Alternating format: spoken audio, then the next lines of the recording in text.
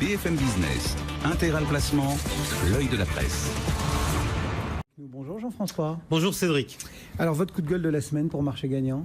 Eh bien écoutez, histoire de coller à l'actualité, c'est une semaine de rentrée scolaire. Je vous propose donc de parler éducation et culture financière. Bon, ça m'a pas l'air de sentir très très bon pour nos concitoyens qui sont pas tous à la pointe de ce secteur-là. Ouais, ils n'ont pas la réputation d'être des cadors en la matière. Cela dit, est-ce une info ou est-ce une intox? Mais voyez-vous, une récente étude de l'OCDE qui a été publiée au G20 de Hambourg cet été classe la France en pole position avec une note de 14,9. Alors vous me direz 14,9, c'est bien. Ouais, c'est pas mal, non? Ouais, c'est une mention bien au bac. Oui, mais moi, pour autant, moi je rigole. Déjà, dans votre esprit, comme dans l'esprit de tout le monde, quand on annonce une note comme ça, en matière scolaire, on pense à une note sur 20. Eh bien là, c'est une note sur 21, déjà.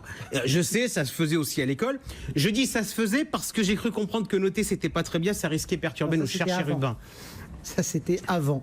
Elles sont effectuées comment, ces enquêtes? Alors, en pratique, ce sont des sondages où l'on pose des questions similaires à travers plusieurs pays. Là, le périmètre, c'est peu ou prou le G20. On regarde 3 grands thèmes: les connaissances, les comportements et les préférences. Alors, un exemple de question pour comprendre. Est-ce que vous faites un budget pour gérer vos comptes? Non, mais je suis un boulet. Bon, alors, au vu de l'étude, par exemple, si vous répondez non, c'est pas une bonne chose. Est-ce que vous payez vos factures à l'heure? Oui. Alors ça, vous voyez, ça c'est considéré comme étant un comportement parfait. Alors les Français, ils sont bons en comportement. Ils font globalement des budgets, ils payent à l'heure, ils regardent leur compte. Mais en revanche, en connaissance, allez tiens, je vais vous tester sur une question du questionnaire. Alors on prend un papier, un crayon, on écoute. Alors on commence simple pour commencer. 5 frères reçoivent un don de 1 000 €. S'ils partagent équitablement cette somme, combien chaque frère recevra-t-il? Ça, c'est facile, 200 €. Parfait, un bon point. Maintenant, faisons un tout petit peu plus sophistiqué. Imaginons que ces 5 frères doivent attendre 1 an pour toucher leur part des 1 000 € et que l'inflation soit à 2%. Dans 1 an, seront-ils en mesure d'acheter 1. davantage qu'ils ne le pourraient aujourd'hui, 2. autant, 3. moins qu'ils ne le pourraient aujourd'hui, 4. ça dépend ce qu'ils veulent acheter, ou bien 5. vous ne savez pas. Si on considère que l'inflation rogne un petit peu le pouvoir d'achat, un petit peu moins. Alors ça, votre réponse est considérée comme étant exacte par l'OCDE. Pour autant, vous savez, moi j'aime bien couper les cheveux en 4.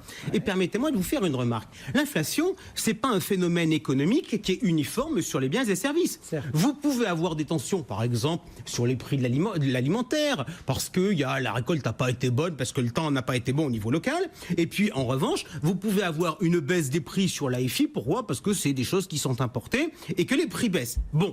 Ma question est la suivante. Est-ce que la réponse n'aurait pas dû être ça dépend de ce que vous voulez acheter? Oui, si, ça se tient. Bon. Et du coup... Alors, juste pour le coup, l'OCDE considère votre réponse comme étant exacte, mais l'OCDE considère aussi que ma réponse est exacte. Et si je prends cet exemple, c'est pour aborder un problème grave. L'éducation, tout le monde est d'accord. Au passage, vous noterez que la France vient de se lancer dans sa première stratégie d'éducation financière, comme viennent de le faire le Brésil, le Canada, l'Inde, la Russie et l'Afrique du Sud. Nous, les Lumières, rendez-vous compte, comme ces pays. Le sujet, c'est pas l'éducation, c'est ce que l'on apprend. Et là, je le dis franchement, on apprend aux Français des choses qui sont fausses. Alors, comme l'ambition actuelle du pays, c'est d'améliorer l'éducation de ses enfants et l'information des adultes, je pense qu'il faut revoir les programmes. Qu'est-ce qu'on apprend, par exemple, qui est faux? Je sais pas, tiens, pour commencer, si je vous dis, c'est quoi un taux d'intérêt? Vous me répondez quoi? C'est le loyer de l'argent.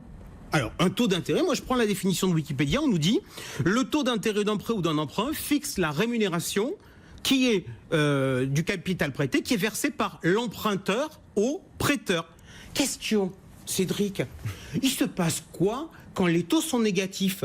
L'argent, il va de l'emprunteur vers le prêteur ou bien c'est l'inverse? Oui, mais bon, là, on est dans une situation qui est quand même un petit peu hors norme, non? C'est bon, ça, comme idée éducative. On a le droit d'apprendre des trucs inexacts.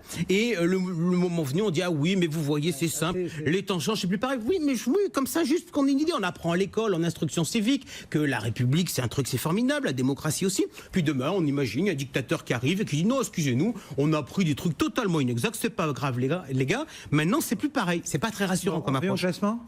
Le fonds en euros est-il un placement sans risque? C'est votre dada. Ça dépend qui porte le risque. Non mais, c'est sa caractéristique première, c'est ce qu'on nous dit. Juste, quel est l'article du Code des assurances qui vous dit que le fonds en euros est un placement sans risque? Je ne sais pas. Je ne connais pas le code des assurances par cœur. En revanche, on vous a bien appris que le fonds en euros était un placement sans risque, et voilà les méfaits de l'éducation modèle. Pourquoi? Parce que d'articles sur le côté sans risque du fonds en euros en assurance vie dans le code des assurances, vous n'en trouverez pas. Et pourquoi? Parce qu'il n'y en a pas. Bon. Donc sur le fonds en euros, l'assureur garantit le paiement de ce que l'on appelle les provisions mathématiques. Mais rien n'indique qu'elles ne peuvent pas baisser. Et on la pratique de plus en plus. Les fonds en euros ne sont pas sans risque. Aujourd'hui, par exemple, pour un versement de 100 euros, on va vous garantir 99 la première année, 98 la seconde, ainsi de suite, pour arriver par exemple à 93 ou 92% au bout du 8 ans. Pour le savoir, il faut lire son contrat, mais je le reconnais, il faut avoir souvent de bonnes lunettes. Bon, c'est le seul exemple que vous avez ou il y a d'autres exemples de mauvaise éducation? Je ne sais pas, est-ce que vous pouvez me citer des placements sans risque? Bon, des placements sans risque, l'immobilier, non? Non, je ne parlais pas l'immobilier. Le réflexe traditionnel des Français, c'est de dire... C'est le livret A, c'est...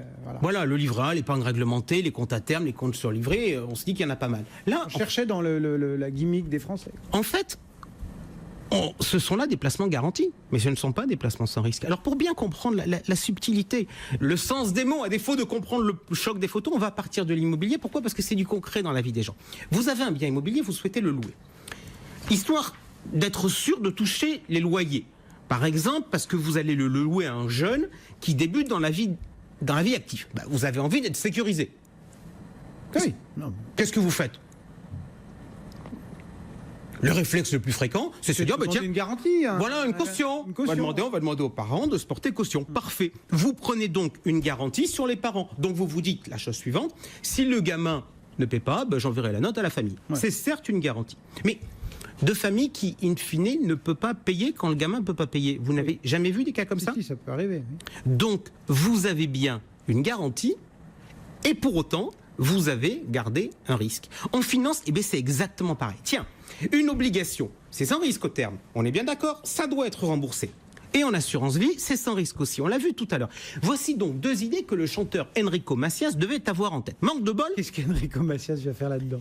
Eh bien écoutez, manque de bol, Enrico Macias, il va peut-être être obligé de vendre sa villa à Saint-Tropez, car ces deux idées, c'est du pipeau. Je vous raconte son histoire. Il a souscrit un contrat d'assurance vie, donc a priori du sans risque, vous me direz, et son gestionnaire, il a investi dans des obligations de la banque islandaise qui lui a proposé le montage. Acheter des obligations de sa banque. Mais c'est vachement rassurant. Ça se fait au guichet de nombre d'établissements français. Choupinette, participez au financement de votre banque. Vous l'aimez bien, elle vous le rend bien. Alors, aboulez le pognon. Et donc, vous voulez savoir ce qui est arrivé à Enrico Macias? Oui. Excusez-moi, là, pour le moment, vous me parlez d'assurance vie et d'obligations, on est loin du... Écoutez, avec la crise de 2008, la banque islandaise où il avait fait son opération, elle a fait faillite. Donc, ces obligations, trucs sans risque dans l'esprit collectif, elles valent que dalle. Et comme ces obligations, elles valent que dalle, eh bien la valeur de son contrat d'assurance vie s'est effondrée.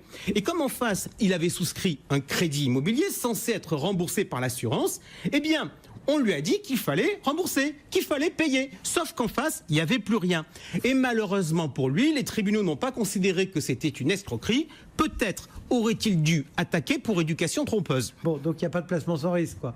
Ouais, il y a des placements avec des garanties, mais on court toujours un risque sur la garantie. Faire croire que le sans risque existe, c'est à peu près aussi crétin que de dire que le nuage de Tchernobyl s'est arrêté à la frontière.